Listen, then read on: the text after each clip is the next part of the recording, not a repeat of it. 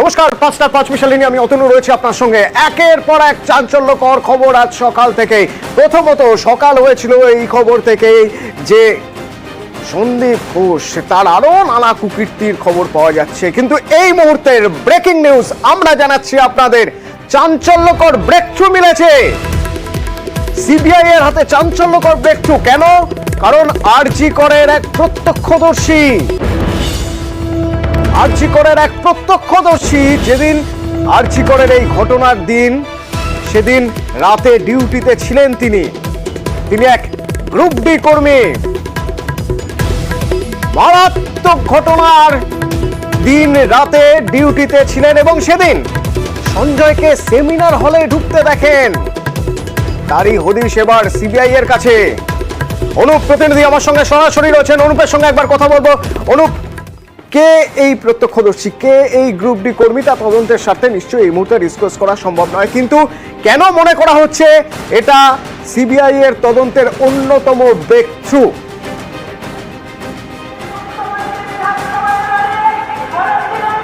CBI তদন্তের অন্যতম break through বলে মনে করা হচ্ছে তার একটাই কারণ, যে ঘটনা জি কর মেডিকেল কলেজ হাসপাতাল, যেখানে কিন্তু একেবারে তরুণী চিকিৎসক যে খুন এবং ধর্ষণের ঘটনা, সেই ঘটনা যখন তদন্ত করতে নামে কিন্তু একাধিক ব্যক্তিকে জিজ্ঞাসাবাদ করা হয়েছিল।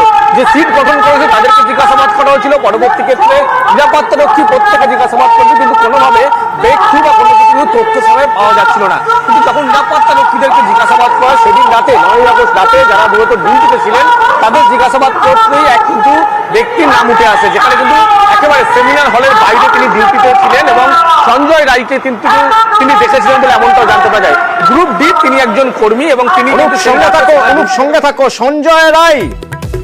সঞ্জয় রায়কে সেদিন তিনি দেখেছিলেন, এই গ্রুপ ডি কর্মী সেমিনার হলে ঢুকতে দেখেন সঞ্জয় রায়কে। অনেক কিছুই এর কাছ থেকে স্পষ্ট হয়ে যেতে পারে। সিবিআই যখন তদন্তে একের পর এক ক্রোনোলজি খোঁজার চেষ্টা করছে, ঘটনা পরম্পরা বোঝার চেষ্টা করছে, সময় সারণী দেখে বোঝার চেষ্টা করছে কখন ঘটনা ঘটেছে, সেই সময় কারা কোথায় ছিলেন, সেই সব যখন মেজারমেন্ট চলছে, হিসেব চলছে, তখন এখানে অত্যন্ত গুরুত্বপূর্ণ হয়ে যেতে পারে তার বয়ান। তার কারণ তিনি সঞ্জয়কে সেমিনার হলে ঢুকতে দেখেন। কখন ঢুকতে দেখেন? সে সময় আর কেউ ছিল কিনা? সে সময় সেমিনার হলের দরজা বন্ধ ছিল, খোলা ছিল? এই সব প্রশ্নের উত্তর থেকে অনেক দূর এগিয়ে যেতে পারে তদন্ত। কারণ ঘটনার রাতে ডিউটিতে যে গ্রুপ ডি কর্মী ছিলেন তার গোপন জবানবন্দি নেওয়া হচ্ছে, তার সঙ্গে কথা বলা হচ্ছে। গোপন জবানবন্দি নিলে অনেক প্রশ্নের উত্তর মিলে যেতে পারে। যে টাইম লাইন নিয়ে বারবার বিতর্ক দানা বাঁধছে, বিভিন্ন জায়গায় বিভিন্ন মহল থেকে কথা উঠছে, কখন হয়েছে, কি হয়েছে, কখন হয়নি, কখন কোন ঘটনা ঘটেছে, তারপরের ঘটনা কি, এই সব নিয়ে যখন বারবার কথা হচ্ছে, তখন অত্যন্ত গুরুত্বপূর্ণ এই ব্যক্তির গোপন জবানবন্দি।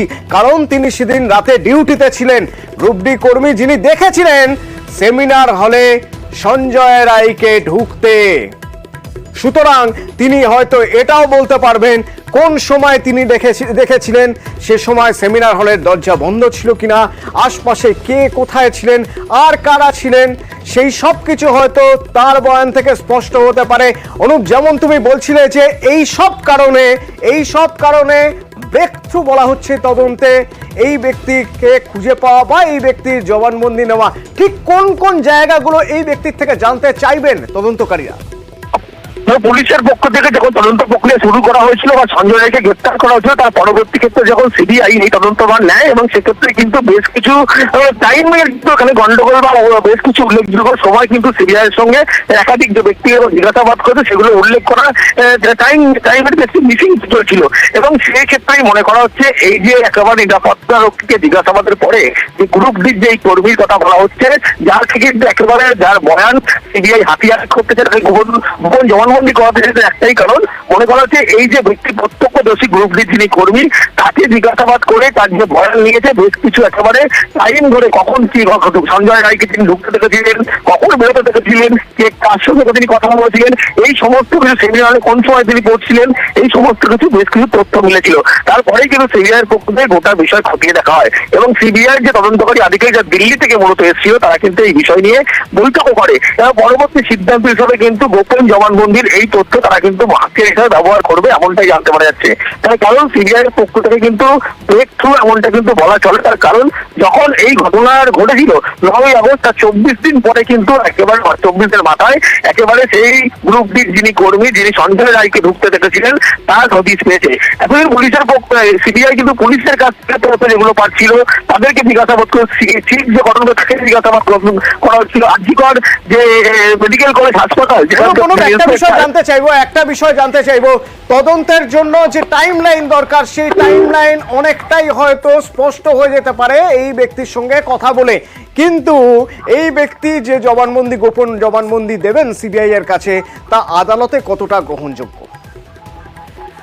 যে ব্যক্তিকে যখন বারবার জিজ্ঞাসাবাদ সিবিআই পক্ষ থেকে করা হয়েছে, সেই জিজ্ঞাসাবাদে কিন্তু একেবারে সিবিআই সন্তুষ্ট এবং তিনি যে একেবারে যেভাবে সহযোগিতা করছেন সিবিআই মনে করছে তাতে তদন্ত প্রক্রিয়া কিন্তু অনেকটা এগিয়ে নিয়ে যাওয়া গিয়েছে। সেই কারণেই তার গোপন জবানবন্দি করা হয়েছে সিবিআই। এবং শুধু তাই নয়, এক্ষেত্রে কিন্তু লক্ষ্য করা যাবে যে সিবিআই যে একেবারে হাতিয়ার হিসেবে ব্যবহার করবে, সেক্ষেত্রে বেশ কিছু তথ্য কিন্তু তারা সেখানে আদালতে সাবমিট করবে এবং সেই কারণে তারা মনে করছে যে তার গোপন জবানবন্দি কিন্তু অনেকটাই গুরুত্বপূর্ণ ভূমিকা এখানে পালন করবে। তার কারণ যেক্ষেত্রে সিবিআই যখন যে সমস্ত নথি প্রকাশ বা তথ্য প্রকাশ করেছিল, সেগুলো হয় পুলিশ না হলে যে সিট গঠন করে তাদেরকে জিজ্ঞাসাবাদ করে, অন্য ক্ষেত্রে কয়েকজন নিরাপত্তারক্ষী যারা সেই দায়িত্বে নিরাপত্তার দায়িত্বে ছিলেন, কিন্তু কোনোভাবে সরাসরি কোনো ব্যক্তির কাছে কিন্তু সিবিআই পৌঁছতে পারেনি।